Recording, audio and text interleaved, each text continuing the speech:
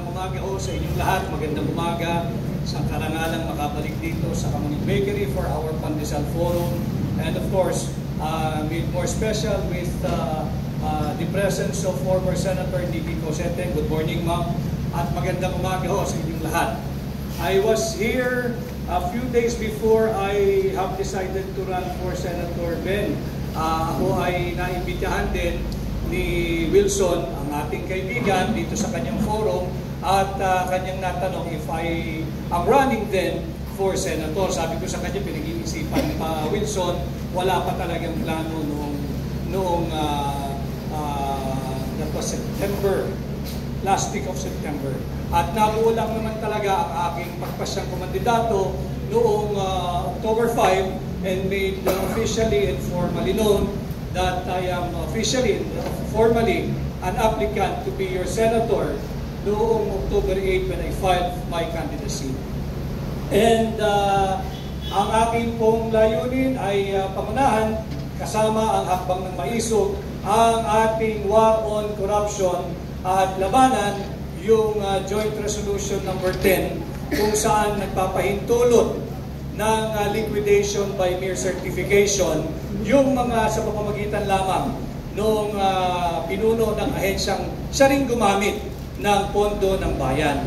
At ito ay malinaw na paglusaw sa natatanging kapangyarihan na itinatag at ipinagkaloob ng ating saligang batas sa Commission on Audit. Specifically, Article 9, Section 3, I believe, of our Constitution, nakasaad doon na hindi mo pwedeng tanggalan ng kanyang karapatan ang Commission on Audit na mag-audit doon sa mga ahensya at mga opisyal ng pamahalaan na gumamit ng pondo ng gobyerno.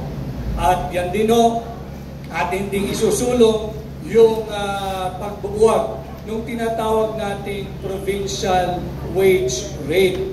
Dahil ako'y naniniwala na walang pagkakaiba dapat sa sahod ng mga national at nagtatrabaho o manggagawa sa National Capital Region at sa mga probinsya.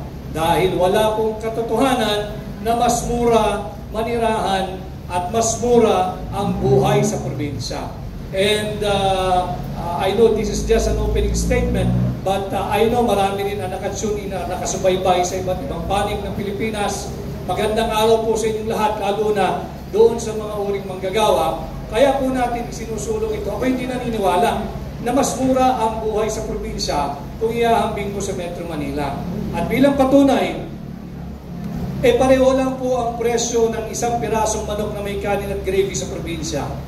Ganon din ang presyo ng isang pirasong manok na may kanin at gravy dito sa Metro Manila. At kadalasan, mas mura pa ang bigas sa Metro Manila kaysa sa probinsya.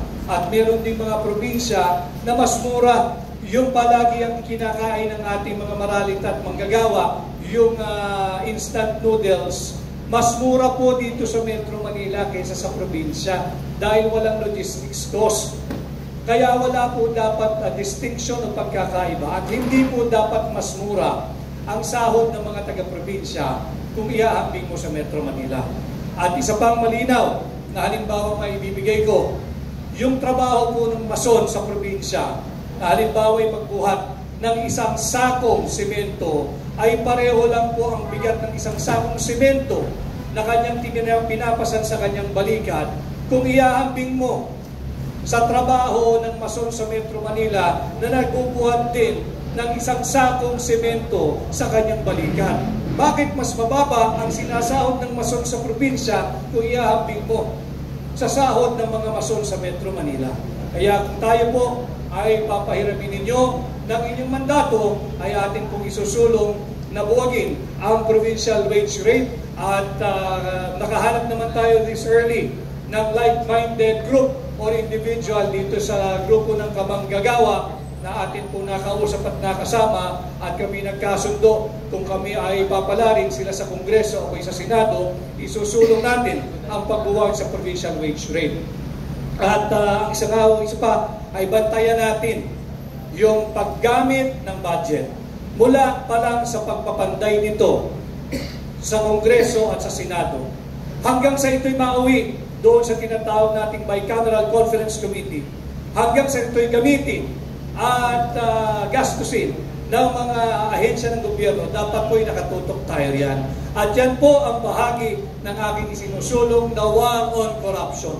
And the war on corruption ay hindi lamang po isang empty slogan or motherhood statement. In fact, I have said this in other forums. Should I receive your mandate enough to have a seat in the Senate, I will work for the passage and the reimposition of the death penalty, but only on two specific criminal offenses. Number one, yung kasong plunder.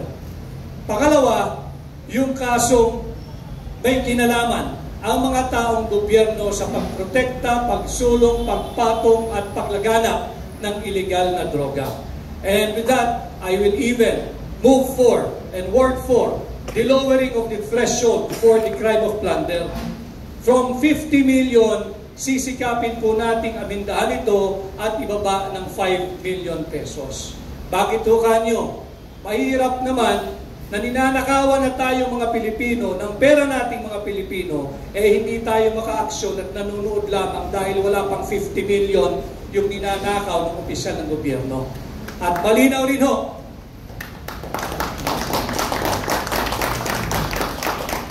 ako naman ho ay hindi relihiyosong tao, subalit ako spiritual na tao.